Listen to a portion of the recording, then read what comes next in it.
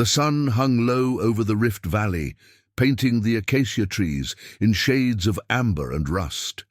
Koru, a weathered Homo erectus male of perhaps 30 seasons, watched the horizon with growing unease, his broad brow furrowed as he observed something his people had never seen before: ice crystals forming on the grass before sunset. The band of 12 had made camp near a rocky outcrop, their most precious possession flickering in a shallow pit. Fire.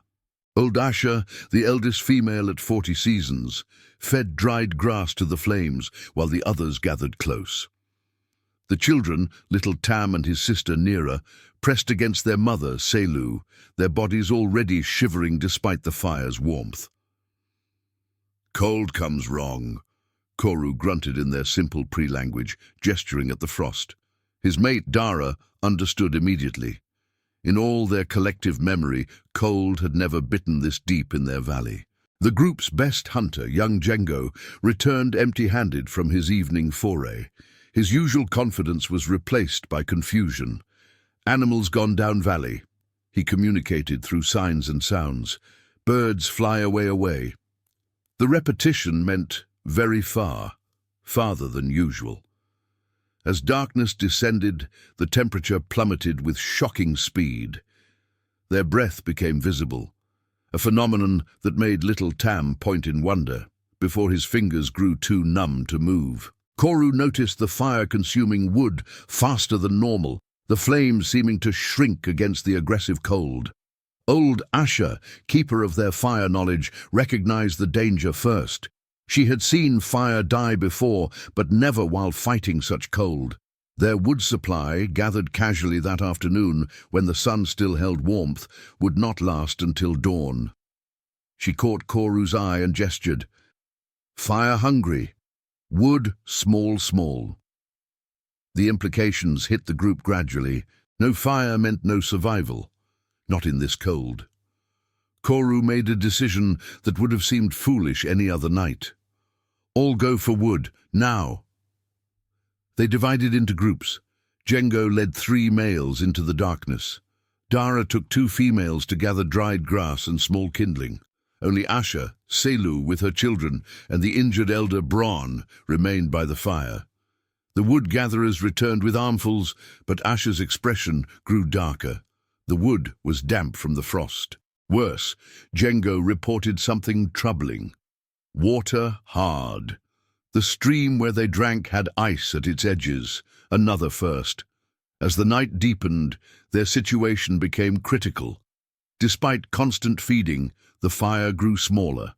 The cold pressed in like a living thing, making their joints ache and their minds sluggish. Little Nera had stopped shivering. Asha knew this was dangerous. The child's body was giving up its fight to stay warm. They needed new solutions. Koru gathered everyone close, their bodies forming a tight circle around the diminishing flames. They had perhaps 2 hours of wood left, and dawn was at least 6 hours away. The mathematics was simple, even for minds that couldn't count beyond their fingers. The fire would die, and likely so would they. But pressed against each other for warmth, something profound happened. Jengo began to speak, not in simple utterances, but in a rhythmic, repetitive way. He was telling the story of finding fire, of how Asha's mother had carried an ember for 7 sons when they moved valleys. The others joined in, adding their pieces of the story. Their combined voices created a small warmth of their own, a defiance against the cold. As the first chapter of their longest night ended, Koru made a realization that would change everything. The cold was coming from up valley, from the distant mountains they never approached. If they could block that wind, conserve their heat somehow. He looked at the rocky outcrop behind them, noting a shallow cave he had dismissed earlier as too small for their band. "New thinking needed," he announced, using a combination of words they rarely combined. It meant more than just new ideas. It meant survival would require them to become more than they had been before. The fire sputtered, sending sparks into the frozen air like dying stars. 4 hours until dawn, 2 hours of wood remaining. and 12 souls whose survival would depend on innovations their species had never before attempted. The cold pressed closer, frost forming on their hair and eyebrows. Each breath was visible, each heartbeat a reminder that they were still alive, for now. Koru stood, decision made. They would not wait for death by the dying fire. They would fight the cold with everything they had learned and everything they would discover. The shallow cave was barely more than a depression in the rock face, perhaps 2 body lengths deep and 3 wide. Koru studied it with an intensity that made his head ache. In their panic to survive, his mind was making connections it had never made before. "All move here," he commanded, but Asha resisted. "Fire dies in cave," she warned, remembering stories of bands that had suffocated trying to bring fire into enclosed spaces. But Koru had observed something. The cave mouth faced away from the wind, and smoke from their current fire was being blown sideways, not up. Working with desperate efficiency, they transported their precious embers in a hollow gourd, reforming their fire pit just inside the cave mouth. The difference was immediate. The rock walls reflected heat back at them, and the wind could no longer steal their warmth directly. But they faced a new problem. Young Django began coughing violently from trapped smoke. Little Tam's eyes streamed tears, and Selu had to cover Nira's face with her animal hide. It was Dara who discovered the solution, though she didn't understand why it worked. In her frustration, she had begun digging at the cave's sandy floor with a stick. Trying to create a more comfortable depression for sitting, she noticed the smoke seemed to flow into the hole she'd made before rising. "Dig here," she instructed Django, pointing to a spot closer to the cave mouth. Working together, they created a channel in the floor, and remarkably, it seemed to guide the smoke outward while keeping the heat in. Old Bron, despite his injured leg, contributed his own innovation. He had been leaning against the cave wall and noticed it had retained some heat from the afternoon sun. Using broken branches and their few animal hides, he showed them how to create a barrier that would trap warm air in the cave while still allowing smoke to escape.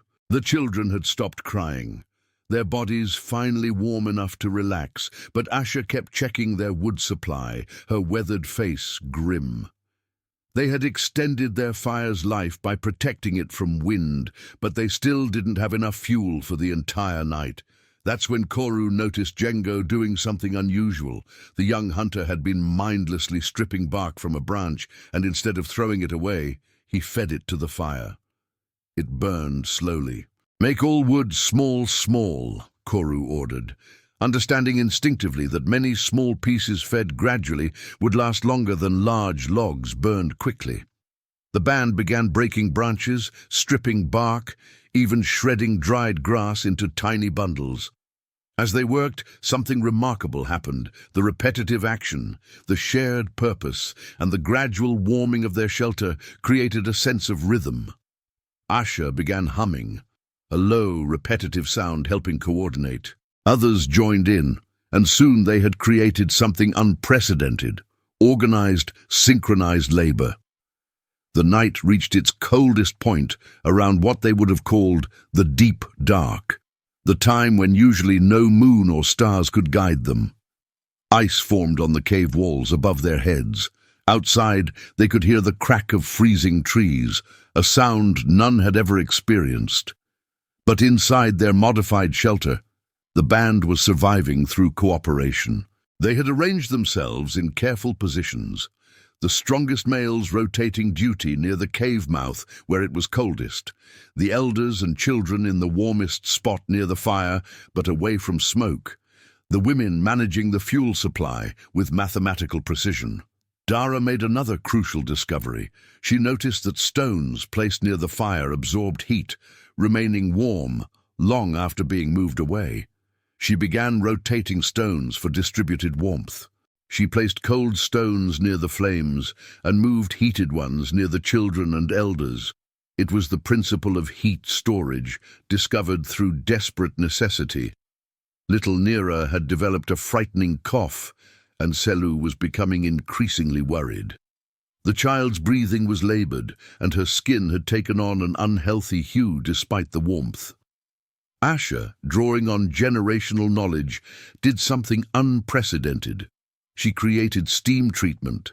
She heated water in a hollowed stone and held the child's face over the steam, adding crushed leaves that grew near the river. The vapor seemed to ease Neera's breathing. As the 4th hour passed, they faced their darkest moment. Despite all their innovations, they had perhaps 1 hour of fuel remaining, and dawn was still 3 hours away. The cold outside had intensified to the point where frost was forming inside the cave beyond their heat circle. They needed another solution. Django, in his role as a guard near the entrance, made an observation that would prove critical. The wind had shifted, and he could smell something. Other fires, far down the valley. It was faint, but unmistakable. There were other bands out there, also fighting to survive this unprecedented cold. "Others live," he announced, and this simple statement had a profound effect. They were not alone in this struggle. Somewhere in the darkness, their kind was also fighting. Koru looked at their dwindling fire and made a decision that went against every instinct. Save, small fire only. All bodies, together warm now. They would reduce their fire to the absolute minimum, just enough to ensure it wouldn't die completely, and rely on shared body heat for the remaining hours. It was the most dangerous gamble of the night, but mathematics of survival left no choice. Together they would endure, or together they would fall. The decision to reduce their fire to barely glowing embers was met with immediate resistance. Old Bron growled his disapproval, and even loyal Dara touched Koru's arm in concern. But Koru had calculated something none of them fully grasped. If they used all their fuel now, they would have no way to restart their fire at dawn when they needed to warm up quickly before seeking more wood. They arranged themselves in ways their species had never deliberately attempted. The largest males, Koru, Django, and 2 others, formed an outer circle, their backs to the cold. Inside this barrier, the women and elders created a second circle, and at the very center, Selu held both children against her chest, their small bodies covered by every spare hide. Asha, keeper of the fire, maintained her vigil over the glowing embers, feeding them single twigs and dried leaves, just enough to keep them alive. Her old hands moved with religious devotion. This fire was their connection to life itself. In the forced intimacy of survival, something unprecedented occurred. Django began to share body heat with old Bron, despite the elder's initial protests. The young hunter understood that the elder's knowledge was more valuable than pride. When Bron's shivering finally stopped, he did something extraordinary.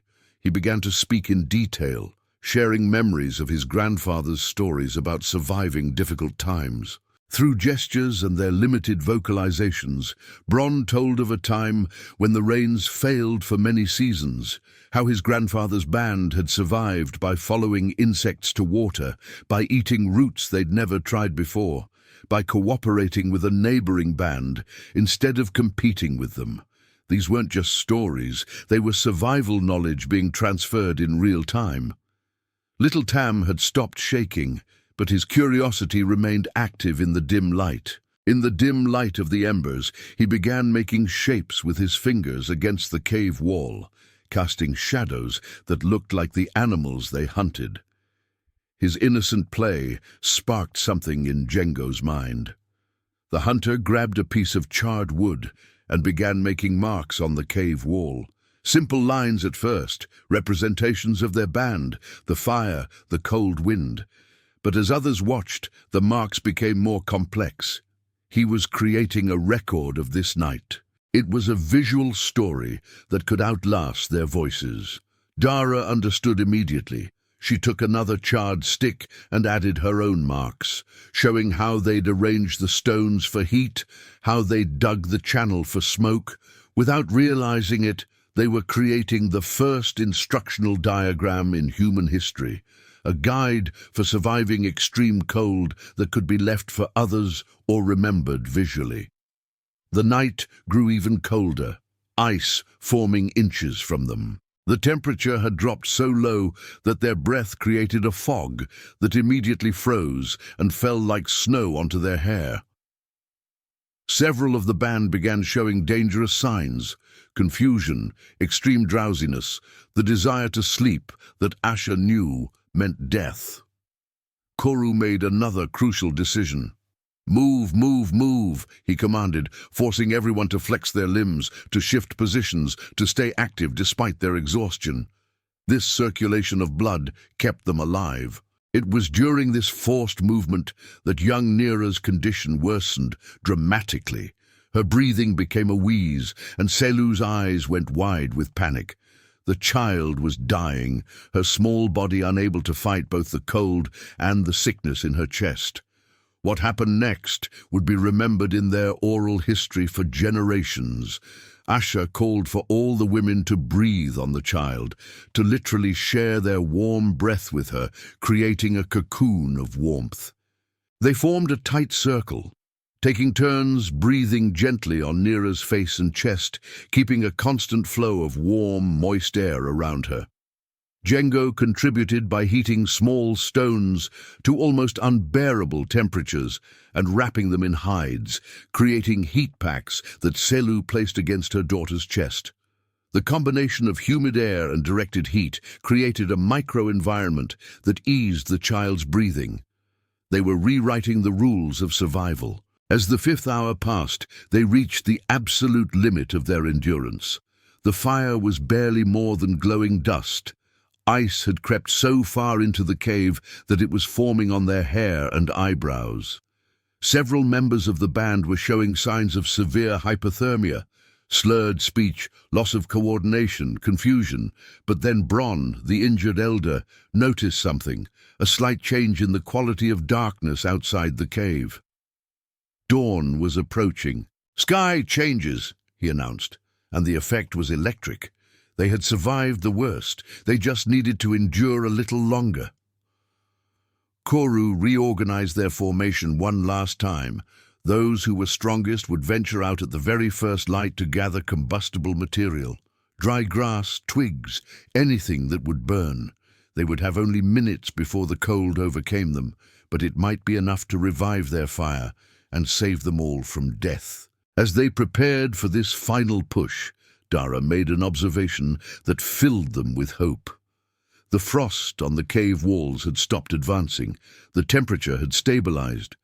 They were still in mortal danger, but the cold was no longer growing worse. Little Tam, with the resilience of youth, had begun to recover some energy. He pointed at Django's cave drawings and made his own mark, a small handprint next to the images. Others followed, leaving their testimony. The first pale hint of dawn appeared as a thin line of grey against the black sky. Koru had been counting his own heartbeats, using them to measure time in a way his mind had never attempted before. When the light grew just bright enough to see the nearest trees, he made his move. "Django, Karak now!" he commanded. The 3 strongest males had been positioned nearest the cave entrance for this moment. They burst from the shelter into killing cold. Their mission was simple but critical: gather anything that would burn and return before the cold claimed them. Inside the cave, Asha performed her most crucial task. She had saved a handful of the driest grass and the smallest twigs, keeping them warm against her own body through the night. Now she breathed on the dying embers with the controlled precision of a master, coaxing them back to life with these precious materials. The fire responded slowly. A tiny flame no bigger than a child's finger appeared among the ashes. The entire band held their breath, afraid even that might extinguish their hope. Asher fed it one blade of grass at a time, then tiny twigs, building with infinite patience. Outside, Django and the others worked with desperate efficiency. The cold bit at their exposed skin, and their fingers began to numb within seconds. But they had learned something during the night about cooperation. Instead of each gathering separately, they worked as a team. Karak broke larger branches while Django gathered, and Koru stripped bark and collected dry grass, his hands moving despite the pain.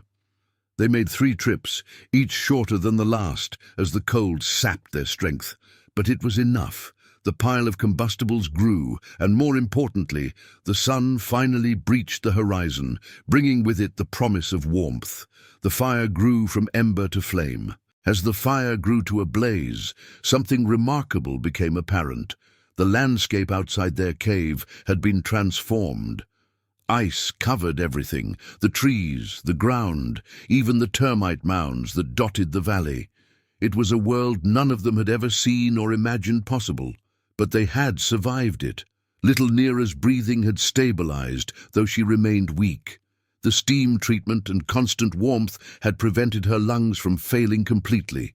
Asha made her own addition, using red ochre they carried for ceremonies. She drew the sun, the moon, and between them, marks representing the passage of time. Below this, she drew their fire, small but persistent, lasting through the entire cycle. It was a teaching tool, a promise that fire could be maintained even through the longest, coldest night. As the day warmed, they ventured out to survey their world. The stream was frozen solid, but cracking. Dead birds littered the ground, victims of the unprecedented cold. But remarkably, down valley, they could see smoke from other fires. Other bands had survived too. Koru made a decision that would have seemed impossible just days before. "We go to others," he announced. Instead of maintaining their usual territorial distance, they would seek out the other bands. This cold had taught them that cooperation meant survival.